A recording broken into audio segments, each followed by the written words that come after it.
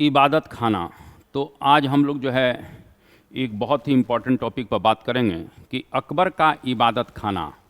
तो इस अकबर के इबादत खाने के ऊपर बात करते हैं।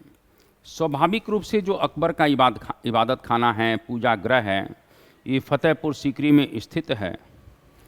और ये हम कह सकते हैं कि अकबर की सुलह कुल की नीति का परिचायक है, क्योंकि यहाँ पर सभी धर्म के लोग विद्वान आते थे और कहीं न कहीं अकबर उनसे धर्म की चर्चा किया करता था।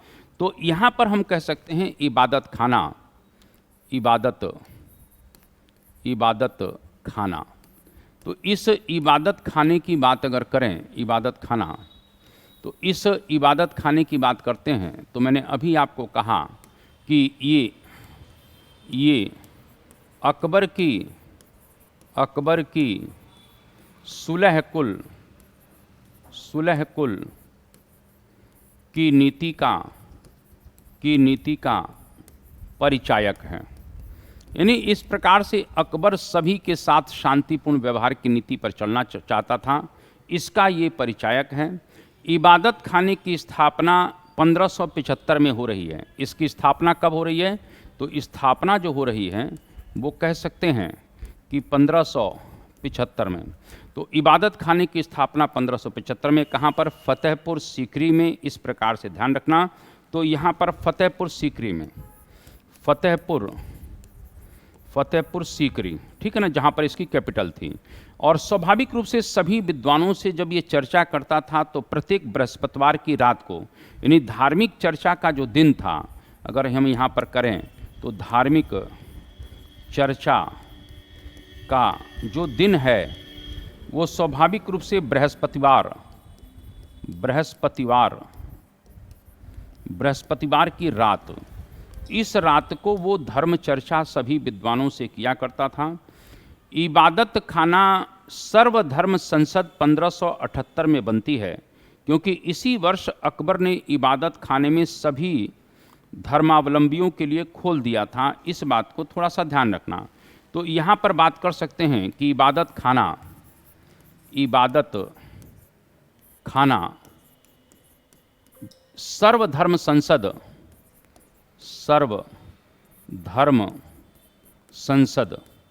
कब बनती है? 1578 में बनी।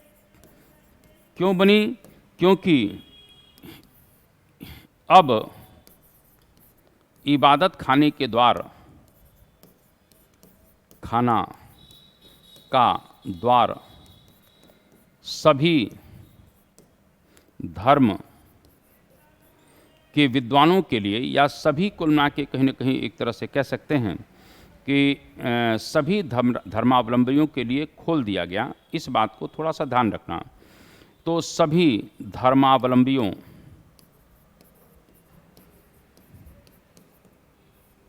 के लिए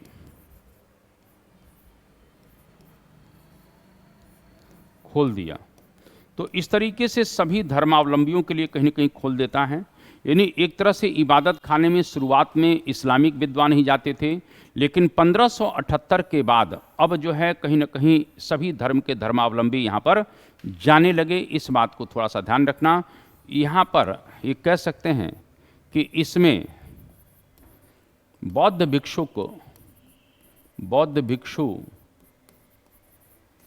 भिक्षुओं ने भाग नहीं लिया था। यानी यहाँ पर आता है कि किन लोगों ने भाग नहीं लिया। तो बौद्ध धर्म के जो स्कॉलर थे, विद्वान थे, इन लोगों ने इस धर्म संसद में भाग नहीं लिया है। ये आपसे पूछा जा सकता है, इस बात को ध्यान रखना। यानी एक प्रकार से जो है ये सर्वधर्म संसद है।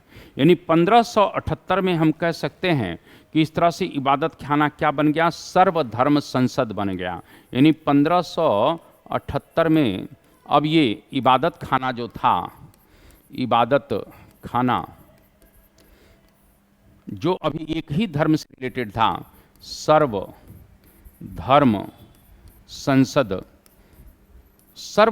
संसद का रूप ले लेता है। इस बात को थोड़ा सा ध्यान रखिएगा। इस इबादत खाने में विभिन्न धर्मों का प्रतिनिधित्व कौन कर रहा है? तो यहाँ पर थोड़ा सा हम लोग बात कर लेते हैं कि इबादत खाने में विभिन्न धर्मों का प्रतिनिधित्व तो यहाँ पर बात कर लेते हैं कि इबादत खाने में सभी धर्मों का प्रतिनिधित्व, यानी एक प्रकार से हमने अभी कहा कि फतेहपुर सीकरी में अकबर एक तरह से सभी धर्मों के विषय में जानना चाहता है, इसीलिए वो 1575 में इबादत खाना लेकर आता है और इसमें 78 से वो सभी धर्म के बड़े बड़े विद्वानों को कॉल करता है, धर्म की चर्चा करता है और धर्म की सत्यता को जानना चाहता है।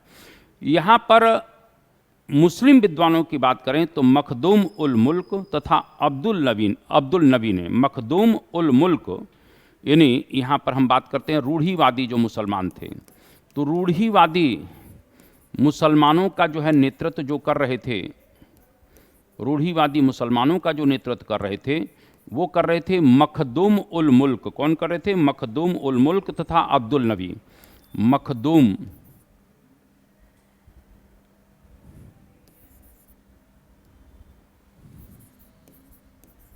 मखदूम उल मुल्क और प्लस अब्दुल नबी, ये जो है रूढ़ीवादी मुसलमानों का नेतृत्व कर रहे हैं, मखदूम उल मुल्क और अब्दुल नबी। इसी प्रकार से शेख मुबारक की बात कर सकते हैं, स्वाभाविक रूप से फैजी और अबुल फजल की बात कर सकते हैं। ये उदार मुसलमानों का प्रतिनिधित्व करते हैं, यानी यहाँ पर रूढ़ीवादी हो गए, यहाँ पर उदार मुसलमान हो गए।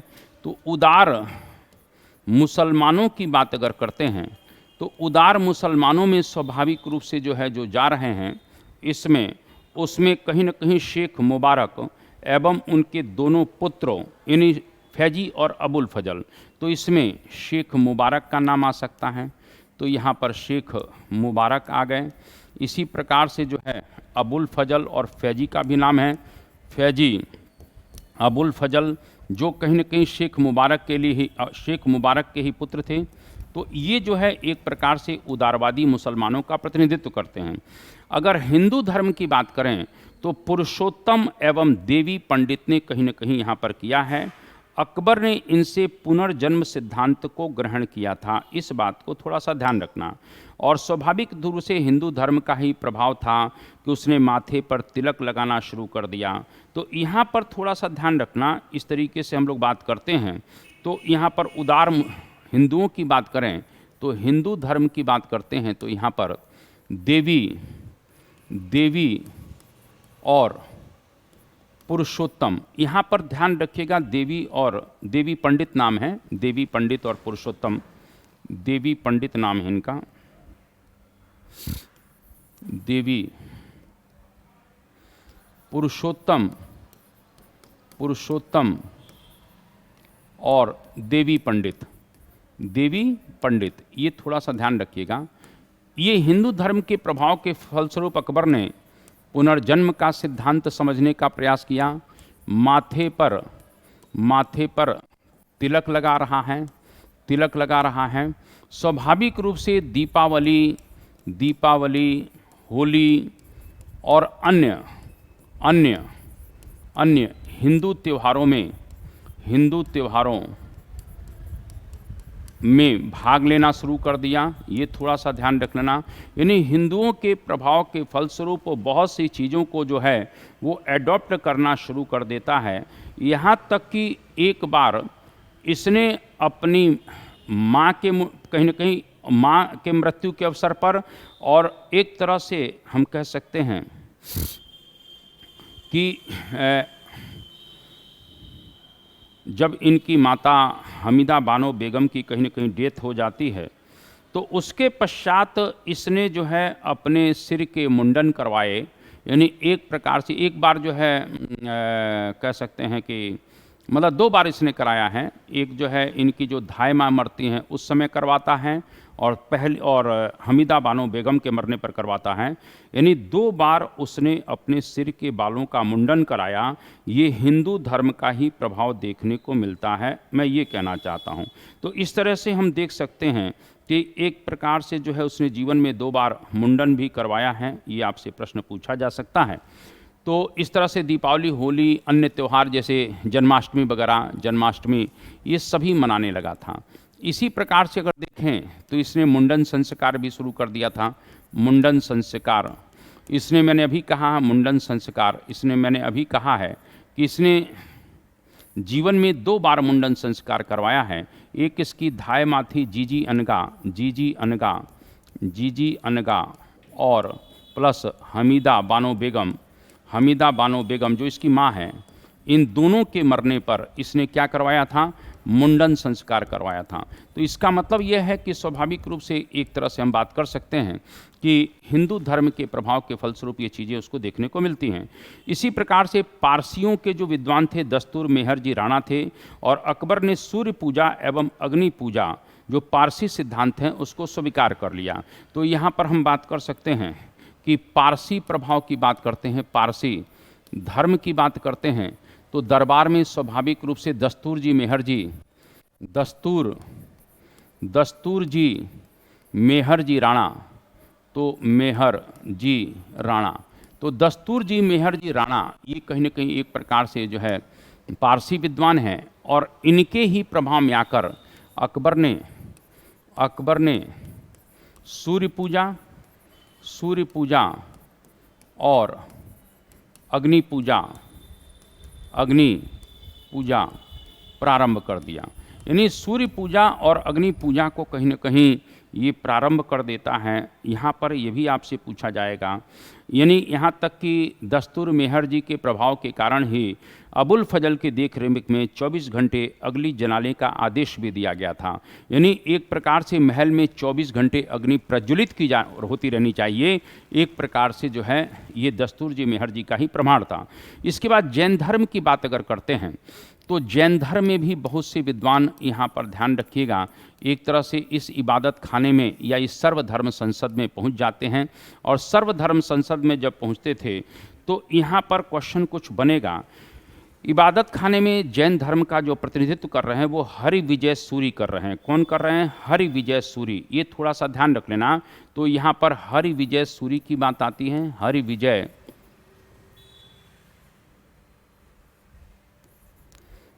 विजय सूरी। तो यहाँ हरि विजय सूरी का बात आता है इस तरीके से, हरि विजय सूरी। इसके बाद अगर बात करते हैं तो जिनचंद सूरी भी कहीं न कहीं एक प्रकार से, शांति चंद्र भी हैं, विजय चंद्र सूरी भी हैं। तो यहाँ पर जिनचंद सूरी की बात कर सकते हैं, जिनचंद्र सूरी। इसी प्रकार से शांति चंद्र की बात कर सकते हैं, तो यहाँ पर शांति चंद्र भी हैं। इसी प्रकार से भानुचंद्र की बात कर सकते हैं, विजय सेन सूरी की बात कर सकते हैं, तो यहाँ पर भानुचंद्र, और इसी तरह से विजय सेन सूरी। तो इस तरह से हम बात कर सकते हैं कि ये लोग भी इस सर्वधर्म संसद में भाग लेते हैं। जैसा कि आप जानते हैं कि अकबर ने भानुचंद को उपाध्याय और विजय सेन सूरी को काली सरस्वती, यानी विजय सेन सूरी को जो कहीं की उपाधि दी जाती है वो काली सरस्वती की दी जाती है। किसकी दी जाती है? काली सरस्वती। ये काली सरस्वती की उपाधि अकबर ने दिया है। भानुचंद को भी उपाधि दी जाती है, और भानुचंद को उपाध्याय की उपाधि, किसकी उपाधि? उपाध्याय। तो इस तरह से ध्यान रखिएगा यहाँ पर उपाध्याय।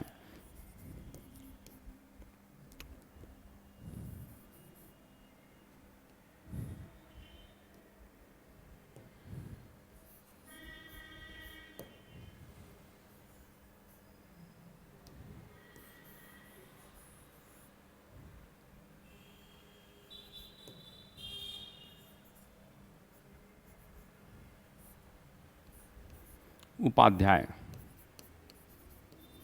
इनको उपाध्याय की उपाधि दी जाती है और इनको काली सरस्वती की उपाधि दी जाती है। इस बात को थोड़ा सा ध्यान रखिएगा, ये आपसे बिल्कुल कहीं न कहीं पूछा जाएगा। ये अकबर ने उपाधि दिया है। इसी प्रकार से जो है इसने अकबर ने, जैसे जिनचंद सूरी है, इनको युग प्रधान की उपाधि दिया है, ये भी आपसे पूछा जा सकता है। तो यहाँ पर एक प्रकार से देखें तो जिनचंद सूरी को कौन सी उपाधि? तो युग प्रधान। तो इनको युग प्रधान की उपाधि दी जाती है। और हरि विजय सूरी की बात अगर करते हैं तो हरि विजय सूरी को जगत गुरु, हम लोग जानते हैं कि हरविजय सूरी को कौन सी उपाधि दी गई थी? जगत गुरु। तो ये जगत गुरु की उपाधि इनको दी जाती है, इस बात को थोड़ा सा ध्यान रखिएगा। तो यहाँ पर हरविजय सूरी को जगत गुरु हैं, जिनचंद सूरी को युग प्रधान हैं, भानुचंद को उपाध्याय हैं, विजय सेन सूरी को इस तरह से काली सरस्वती की उपाधि दी जाती है। एक थोड़ा सा ध्यान रखना। इसके बाद यहाँ पर थोड़े से क्वेश्चन और बन सकते हैं कि सिद्धि चंद और भानुचंद असीरगढ़ विजय के समय में अकबर के साथ थे, इस बात को थोड़ा सा ध्यान रखना। यानी सिद्धि चंद और विजय चंद, सिद्धि चंद और भानुचंद अकबर के समय में, यहाँ ध्यान रखिएगा, सिद्धि चंद्र और भानुचंद, तो सिद्धि चंद्र और भानुचंद्र की बात, ये दोनों की बात करें तो सिद्धि चंद्र और भानुचंद एक प्रकार से अकबर के साथ थे असीरगढ़ विजय के समय में। कब है? तो असीरगढ़ विजय के समय में, असीरगढ़ विजय के समय अकबर के साथ थे, अकबर के साथ। तो ये अकबर के साथ थे, ये भी प्रश्न आपसे बिल्कुल कहीं ना कहीं पूछा जाएगा, इस बात को थोड़ा सा ध्यान रखना। यहाँ पर ईसाई धर्म की बात करें तो ईसाइयों का प्रतिनिधि भी गोवा से जो है आता है और ये अकबर से मिलते हैं। तो इस प्रकार से ध्यान रख लेना, अगर ईसाइयों की बात करें, ईसाई, तो ईसाई धर्म के प्रतिनिधि भी, यानी ये प्रतिनिधि मंडल एक प्रकार से कहाँ से आता है? गोवा से। तो ये गोवा से आया हुआ है प्रतिनिधि मंडल, इस बात को थोड़ा सा ध्यान रखना, गोवा से आया था। गोवा चूँकि पुर्तगालियों का एक बहुत बड़ा सेंटर बन चुका है, इसमें रूडोल्फ एका वीवा हैं, एंटनी मॉन्सरेट हैं। तो यहाँ पर ध्यान रखना, इसमें कौन कौन से थे? तो रूडोल्फ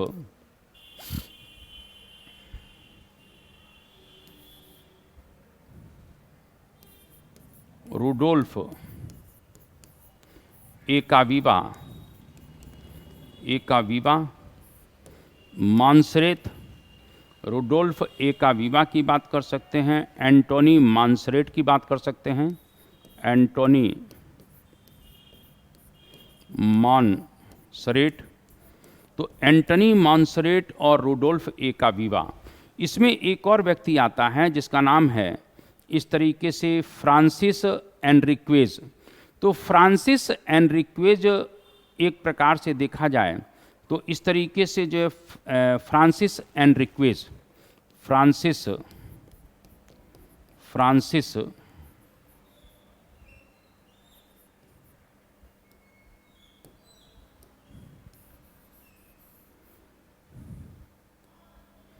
यहाँ पर ही लिख देते हैं, फ्रांसिस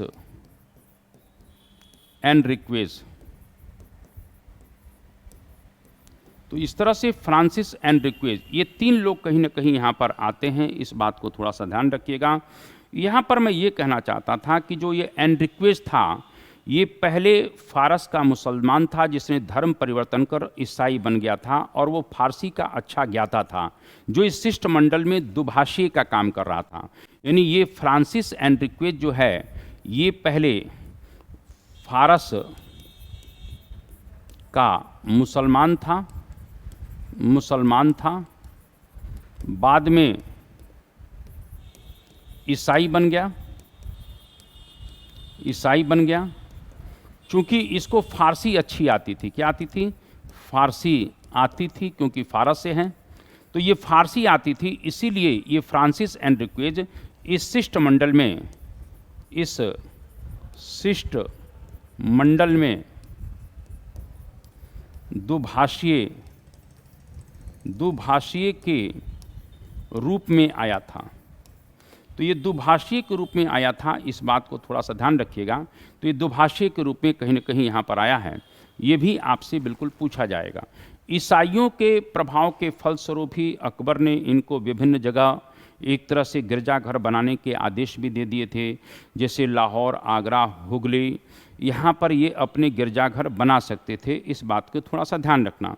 तो तो इस तरीके से जो है यहाँ पर इन लोगों ने इस प्रभाव के फलस्वरूप ईसाइयों ने, जैसे मैंने अभी कहा, हुगली में, लाहौर में, इस तरह से इन्होंने क्या बनाया, तो इस तरह से गिरजाघर बनाना शुरू कर दिया।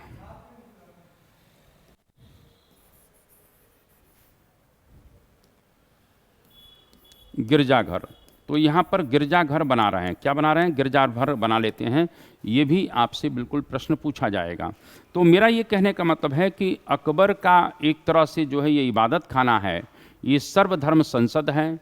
मैंने अभी कहा 1578 में एक प्रकार से सर्वधर्म संसद कहीं न कहीं सबके लिए खुलती है, लेकिन कहीं न कहीं आपसी धार्मिक वाद विवाद जब बहुत ज़्यादा उग्र हो जाते थे तो अकबर इससे दुखी होता है और अंततः 1581 में लगभग बंद, या 1582 में उसने पूर्णतः इसको बंद कर दिया। इस बात को थोड़ा सा ध्यान रखिएगा। यानी एक तरीके से हम कह सकते हैं कि अकबर ने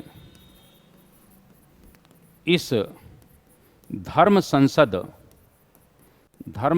में विद्वानों द्वारा एक दूसरे पर आरोप प्रत्यारोप से दुखी होकर इबादत खाना 1581 में लगभग बंद कर दिया, जो 1582 में पूर्ण रूप से बंद हो गया। यानी एक प्रकार से जो है पूर्ण रूप से बंद हो गया। कहीं न कहीं इस धर्म संसद को लाने का उद्देश्य अकबर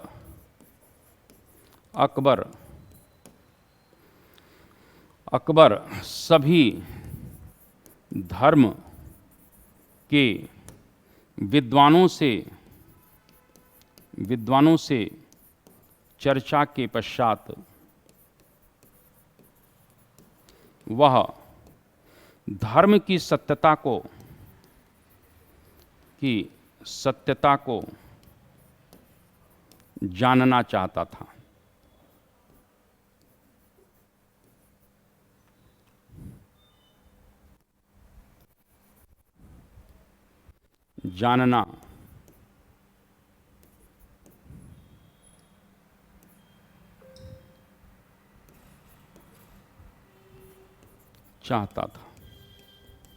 इस तरीके से हम लोग यहाँ पर कह सकते हैं कि धर्म संसद है।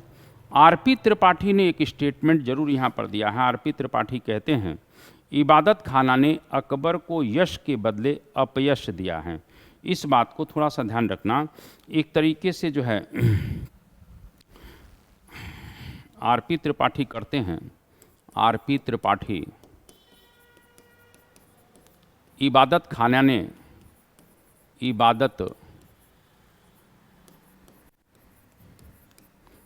ने अकबर को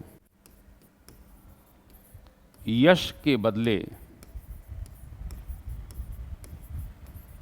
अपयश दिया।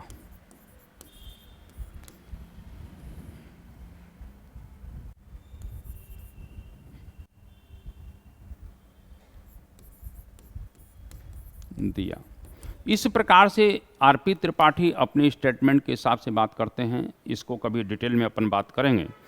यहाँ पर जरूर मैं कह सकता हूँ कि इस इबादत खाने से वह ये जान पाया कि सभी धर्मों में सत्य के कुछ अंश विद्यमान हैं। यानी अकबर को इस निष्कर्ष निकला कि निश्चित रूप से सभी धर्मों में कुछ ना कुछ अच्छी बातें हैं। इस प्रकार से जो है अकबर इन चर्चाओं से समझ पाया